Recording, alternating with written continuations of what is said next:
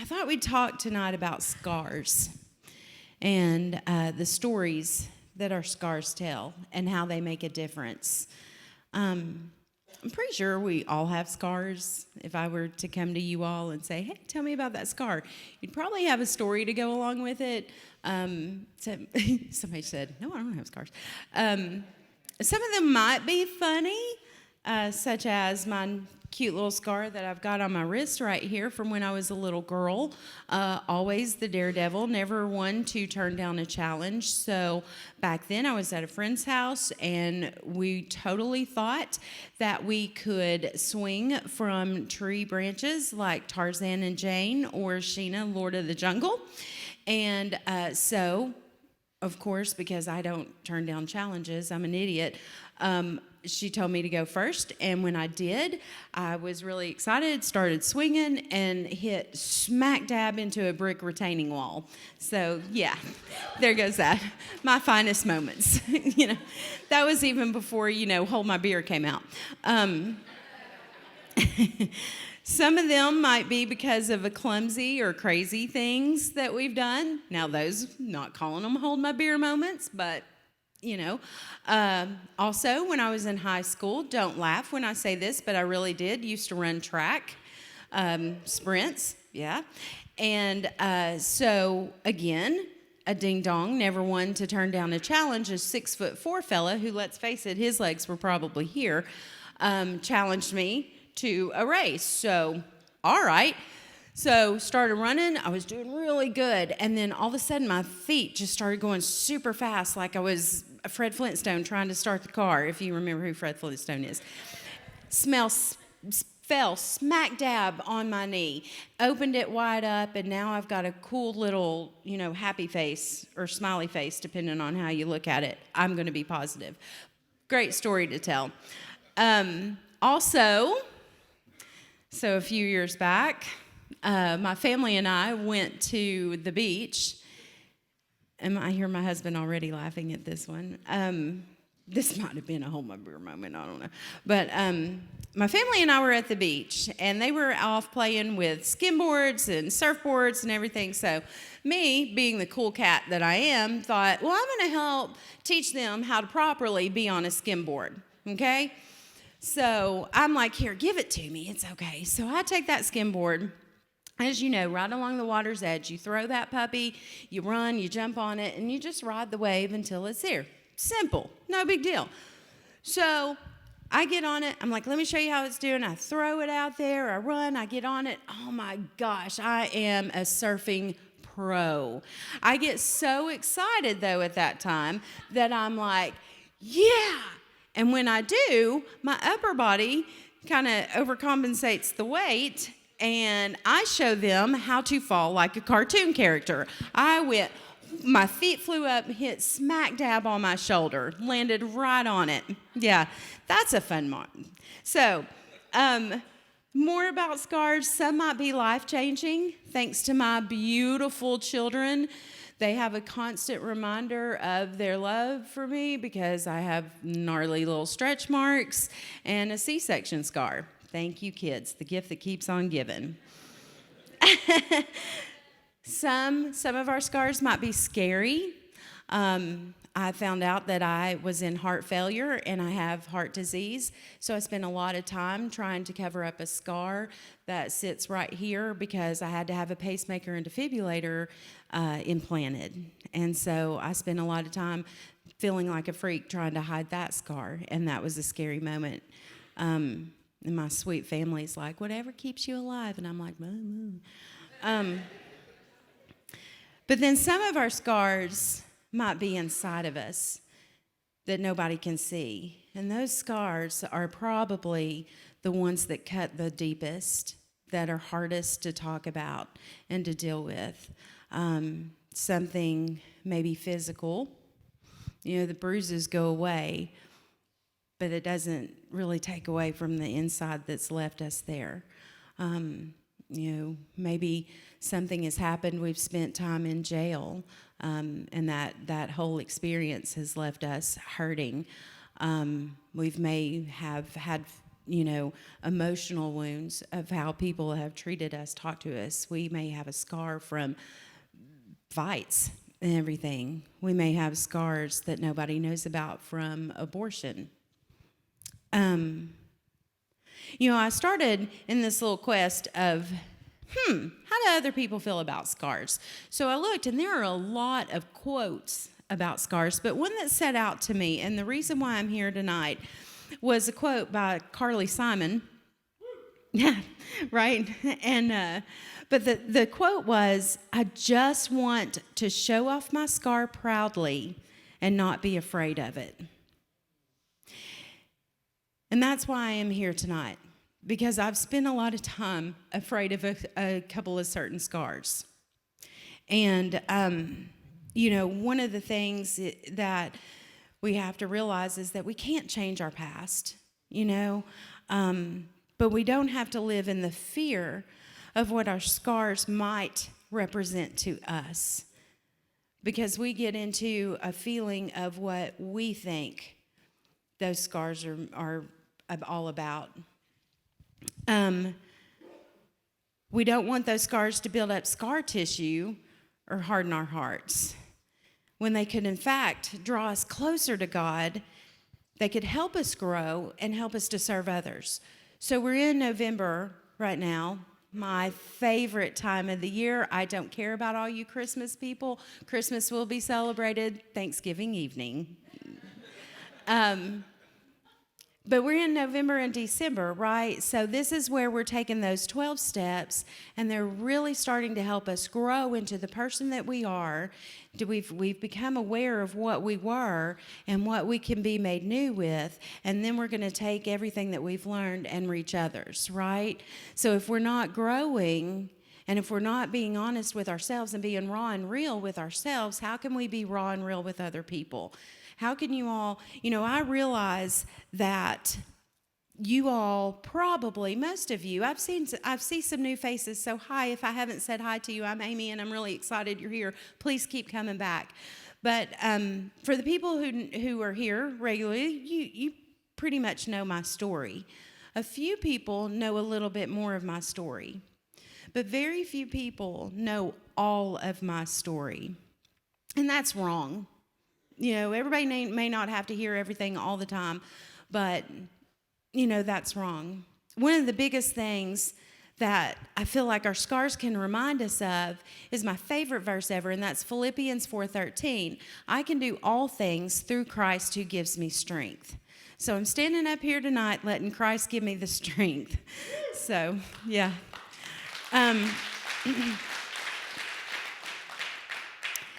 You may be sitting here thinking, all right, whatever. Why do we have to call out our scars? Why can't I just be good? I've made peace with it. I'm good now. People can just learn. People can just hear me say, no, I've been there. I understand where you're coming from. Yeah, don't do that again. So why is it important to call it out? And maybe there are just private things that we're not ready to talk about. Again, this is a safe place. And a couple of things that's important to call them out is because we have to remember where we came from so we don't go back there. And I think that a lot of times when we get good, we try to forget that part of our life. And it's easy to start judging people. How could you do this? Because we forget where we've been. We also run the risk of putting a Band-Aid on something that needs surgery. I like that. We run the risk of putting a Band-Aid on something that needs surgery. So speaking of that, I've told you about some of my scars, and while I was talking about my scars and while I was talking and thinking about how to talk to you guys, I realized I really boogered up the left side of my body, and I don't know how. I mean, I'm left-handed. I guess it's because this is more dominant, but this side of me is almost like RoboCop, I feel like. Remember I told you guys about my shoulder. So, not my finest hour, not my finest moment. I remember crying. I remember screaming. I remember laughing because it was hilarious. And we moved on. Came home from the beach, and I kept sitting here going, it'll be fine. It hurts so bad, but it'll be fine. I'm a tough person. It's just got to, it's just bruised. Got to work it out. I literally could not raise my arm past here. I could not raise it past there. I could work it to the back, but that's just because I'm a sadist, I guess, and try to, work things out. But I'm not kidding you when I say this, and this is how desperate I am, because I hate going to the doctor with a passion. I literally do not go to the doctor unless I'm dying, and that's a true story. You can ask my heart doctor. But I hate it. And so I was like, no, I'm fine. It'll be okay. So I could pick up my arm, but I could not raise my arm. So it'll be okay. I literally would pick up my arm, put it on the sink in the bathroom, kneel down, and fix my hair. I was ridiculous. For 3 weeks, I did this, okay? And so finally I went to the doctor, and he said, he was like, well, let's do this little test and everything. So I couldn't have an MRI because of the pacemaker. That is not a bad thing. MRIs are horrible. I think the devil invented them. I really do. But they stick a needle in my shoulder, and this is not a fish story. That needle was this big, and put dye in there, injected my shoulder with dye to see exactly where the problem was and how they would know how to treat it. Okay, we're thinking she's ripped it, no big deal. We'll do some physical therapy, everything else. No, he comes back to me and he says, Amy, you snapped every tendon in your shoulder in two. Snapped it. You didn't rip part of it and then the rest of it ripped. You snapped it. Did you not hear the loud pop? And I'm like, in my defense, there was sand. It sounds like concrete when you hit it. And there were waves coming at me. No, I didn't. So I had to have surgery. So how silly am I to wait for 3 weeks on something that I knew good and well had to have, major correction to fix? Another thing, and keeping in line with these things and not letting scar tissue grow. So when I had my heart surgery, I've had a couple of these pacemakers put in. And so what it is, there's leads that go to my heart that go to the chambers and then one below. So if anything happens, it zaps me alive. And then also they send shock waves to pump your heart because mine wiggles and it's going to pump, okay? So this last time that I went to have this surgery, the doctor gets in here. Again, I hate doctors. Well, I don't hate doctors. She's very good. I don't hate doctors. Thank you for your service. But the whole experience is just uneasy anyway. I don't like being out of control. So this situation, normally I'm put to sleep.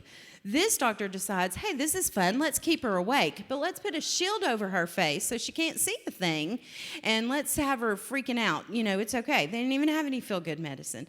I guess I wouldn't have had feel-good medicine anyway. But anyway, so she's sitting in there, and she's like, oh, my gosh, Amy, you have got so much scar tissue in here. So the other times that the doctors put the batteries in, they didn't do anything. They just opened me up, put it in. So she's a she, and cute little she with little big hands, but they feel like, talons, because she's like, I've got to get this scar tissue out before I can get this thing in here. So she's literally, you may feel some pressure. That's like telling a mom about to give birth. You may feel a little pressure. She literally gets in that whole cavity and starts taking out scar tissue. Yeah, gross, right? But then, she has to empty out the pocket. So again, I'm going to say, if we don't deal with our scars, that's what happens. We develop a ton of scar tissue. So if we don't deal with what scars can do to us, what those memories can do to us, it just builds up around our hearts, that scar tissue that leaves everything hard, and we literally have to get in and take out all of that and get some raw emotion to be able to heal. There's a story that I want to tell you about a little redheaded girl. She was a good girl. She grew up with a good family. She went to church. She was all funny and, the life of the party and everything else. When she was in high school, she met a boy. And they were getting ready to graduate. He was going off to college, and she was going to stay here and go to college. But life was grand and everything. And one time that good girl, against what she knew what was right, made a decision to have sex with that boy. and she got pregnant.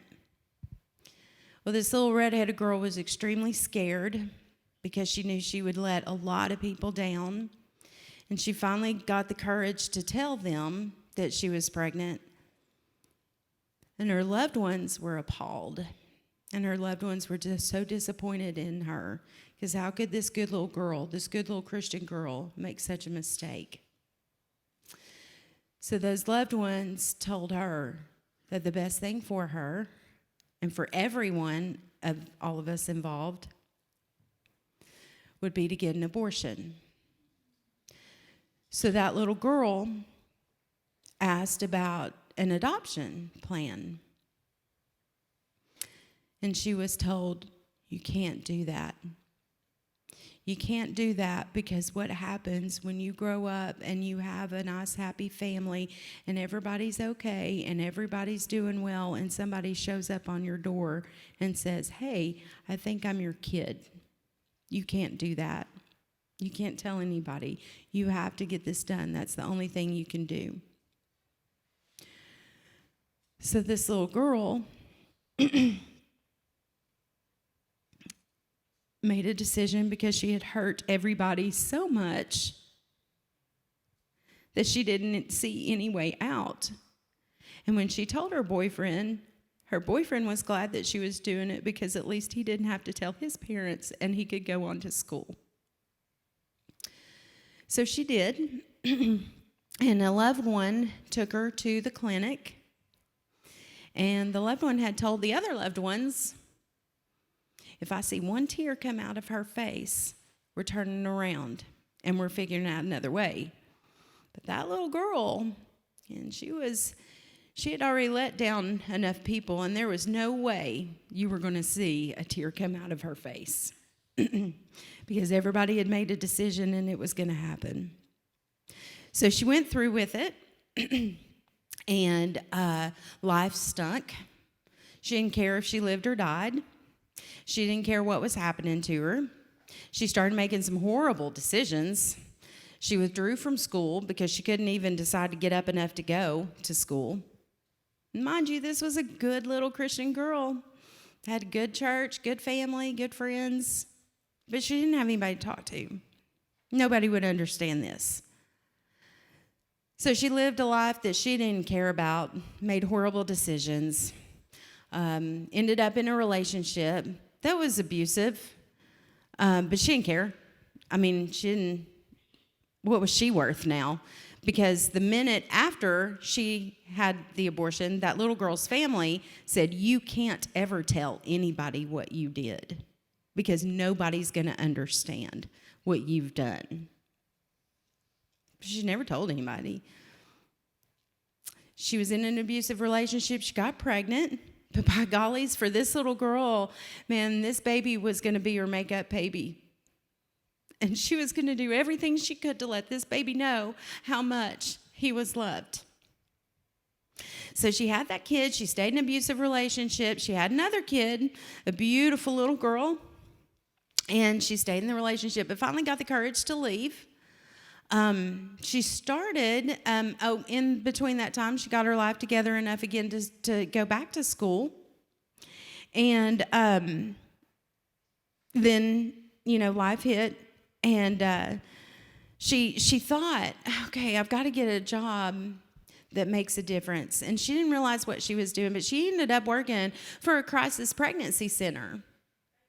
Because in that time, she thought, okay, I can't tell anybody, she thought, but I can help somebody not make that same decision. And so when she was working there, she went through a training course, because she was at the front desk, and then she also was a counselor. So she was doing a training with these people, and on the last night, you were to write a story on a poster board. They did a road map thing, the road to get you to the cross. Tell about your life.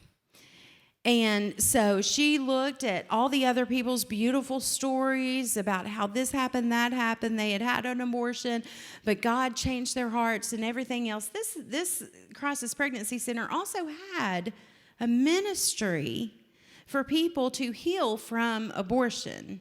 They had a great class for people to deal with that. And so she starts to write her little journey. And it was funny to this girl that she could say, grew up this way, grew up that way, met Jesus early, had a bad life, had a bad road, was in an abusive relationship, found Jesus again. In a room full of safe people, she still could not say, I had an abortion and it killed me. Funny, huh? Because all she had heard was you can't ever tell anybody. Nobody has to know. Okay. So that scar tissue was developing inside of her, that she wanted to make a difference, but she didn't know how because she couldn't be real enough with people to tell the full story of God's amazing grace. She had made it in her heart that God had forgiven her. She had asked for forgiveness. And she knew that God forgave, but she couldn't forgive herself. So fast forward throughout the years, and social media becomes popular. But this was, not MySpace. Social media becomes popular. And this girl noticed that loved ones were on social media, and they were very, very vocal about their views on abortion. I'm not here to get in a debate. I will tell you, but anyway, very vocal about their opinions. Very vocal to forget that people that they loved had an abortion. Very vocal to say whether you like it or not, it's murder. So this little girl would sit here and seethe inside and would almost cry. And her kids were like, why are you so angry? I mean, I know it's annoying, but geez. And I'm like, no reason. And this little girl had the guts when the kids were younger, in teenage years, to talk about the importance of waiting until you were in a committed relationship, until you were married, to have sex. And, talk to them about it. Never hid that from them. But this mom was so afraid of her kids being so disappointed in her that the little girl lied to them and told them it was a miscarriage. So they knew there was a baby before her son. They just thought it was miscarriage. And then, so that's why all that seething underneath, like every time that somebody would put something on Facebook just was a dagger. Because that little girl, all she heard was, you just called me a murderer. You just told me that God forgives everybody, but you just called me a murderer. And I live with that every day, is what that little girl said. So, promise to wrap this juicy story up. So, she found some friends, and they were part of a freedom group. Which, if you haven't been a part of a freedom group, be a part of a freedom group. And they all grew so close to each other. And they were finding freedom from hurts and habits and hang-ups and things they didn't even know hurt. And one of the friends called the little girl and said, I'm having some issues. I really need to talk to somebody. So that little girl and another lady and the girl all met for coffee to talk. And she shared a very painful story. But she said that she had to get that out because it was killing her, and she knew she didn't have the freedom in Christ that she needed if she didn't talk it out. And that prompted the little redheaded girl to tell her story, which prompted the other friend that was there to say, you know what, me too. I've had an abortion too. And that girl and the little redhead girl had been friends forever, and she never knew that. But there was healing in that conversation. Because we think that a lot of times if we announce our scars and our issues and everything else, that we're either whining or that we're causing trouble or that nobody can ever know. But the freedom that God gives us when he tells us that we are among friends and family to pray with each other, to love each other through things, is so powerful. So the little redheaded girl, if you haven't figured that out, it's me. She went home to her husband, and she said, I know that we think that we know everything about each other, but I have something to tell you. And she told him something that her loved ones tell her she could never tell because nobody would ever understand. And he said, come here. And he just held her until all the tears were gone. And reminded her that from the very beginning, that we were a pair, that we were together, and that there was nothing that that she could never tell him. Because he knew that there was nothing he could never tell her, that we wouldn't work out together, because God is good all the time.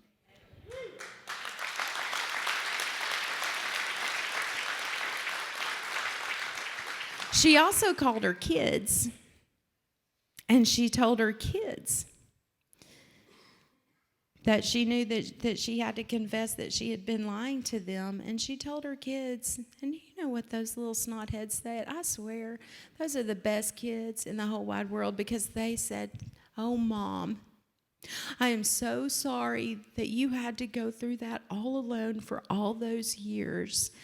Thank you for always being the mom that I know that we can always come and talk to you and tell you anything, and you're going to love us through it. See, Satan wants to keep us in that pain and that fear and the shame and the embarrassment, or even better, he wants to harden our hearts so that we say we don't care, we don't need anybody. And my story is going to be different than your story. I realize that. But I know that there are hard things that we've had to go through in life that have taken us down a path that we would not have chosen for ourselves on a great day. Satan knows that's the fear that leads us away from God and away from telling people of God's love and healing. Satan wants us to hide. And I'm so glad that he puts regular people that are so screwed up in the Bible that we can look to for healing. Because remember Adam and Eve? In Genesis 3:8-9, it reads, Then the man and his wife heard the sound of the Lord walking in the garden at the time of the evening breeze, and they hid from the Lord among the trees of the garden. So the Lord God called out to man and said to him, Where are you? And he said, I heard you in the garden, and I was afraid because I was naked, so I hid. God doesn't want us to hide. Satan wants us to hide. Jesus tells us not to be afraid. If we look at Matthew, and I'm coming. If we look at Matthew 10:26-28, I like it. I said the truth, call it out in my notes, sorry. It reads, Therefore do not be afraid of them, since there is nothing covered that won't be uncovered, nothing hidden that won't be made known. What I tell you in the dark, speak in the light. What you hear in a whisper, proclaim on the housetops. Don't fear those who kill the body, but are not able to kill the soul. Man, you can't kill my soul. If anything has happened, I have fallen more and more and more in love with Jesus because I can be raw and real with him. Also, the truth, his truth. God's truth, the fact that Jesus paid the price for our mistakes and carries the burdens for all of our scars, that's more powerful and healing than anything the darkness may want to hide, right? But we live in a world that we think we've got to cover up things, that we can't be real. Don't let the scar tissue build up. Every story matters to God, and you will never know who God is putting in your path, who needs to hear your stories. Do you know how many times that I've had women come up to me scared to death because they're pregnant and they don't know what to do? And I could not get out. Don't do it. I've done it. I've gotten out. Don't do it. I know a lot of people who have done it. Don't do it. This is the pain that you know, I'm here for you. I love you. But I could not say I. And I let Satan win. Because how many of those people, not saying they decided to or not, I'm just saying, though, how many of those people would have changed a heart or a mind by knowing that it's okay? Also, Galatians 5:1. I love this. If I can find it, except for I went to Isaiah. Sorry, I even numbered everything. Galatians 5:1, for freedom Christ set us free. Stand firm and don't submit again to the yoke of slavery. I was in a yoke of slavery because I could not get it out. But now I am free. Thanks to you guys, I am free. Some people may judge you. Some people may say things. Some people may try to hold things over your head. Hurt people hurt people. However, we don't have to live hurt anymore. I swear I say this every time I get up on stage, but what gets me tickled every time is when somebody from Adam's past may see him and he goes, you know, and they're like, oh, wow, you look great. Didn't you? And he's like, yeah, I sucked. It was horrible. Let me tell you all about it. But let me tell you about my God. That song, let me tell you about my Jesus. I love it. He inspires me. And you know, because of that, it shuts the mouths up like you wouldn't believe. And maybe those people need Jesus. John 8:32. There you go, girl. You shall know the truth, and the truth will set you free, because by his wounds we are healed. And how can we be healed from our scars truly? Well, like I said, get it out. God didn't give us a spirit of fear. You've got a great prayer team if you need somebody to talk to who would love to pray with you. You've got a great leadership team who would love to talk to you and just be raw and real with you and to pray with you and love you. You've got your groups. Go share it at a group.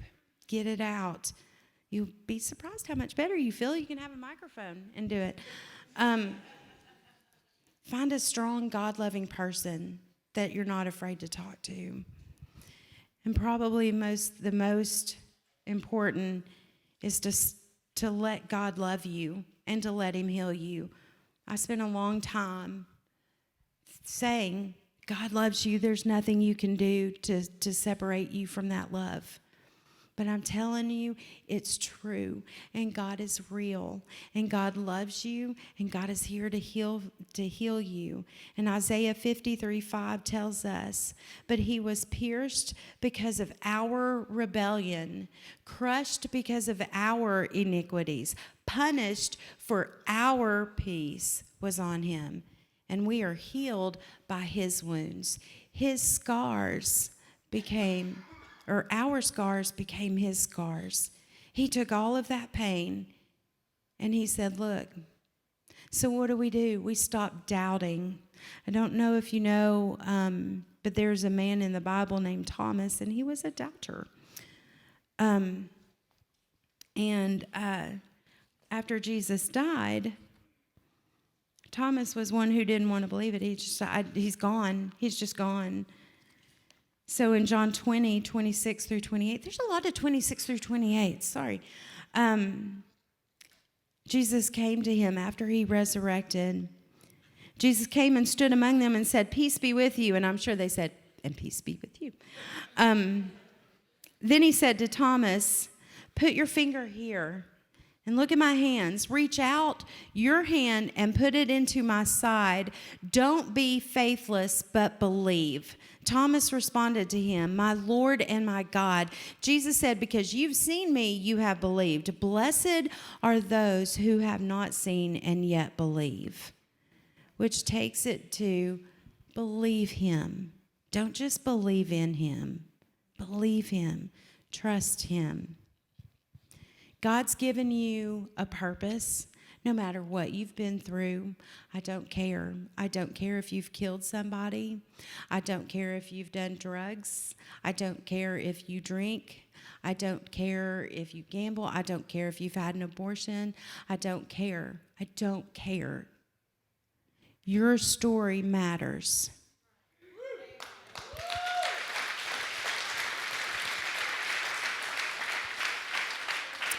And besides, who doesn't love a good comeback story? Am I right? You can Rocky that all the way. But your scars have a story of ultimate healing when you trust in the one who ultimately heals. Thanks, guys.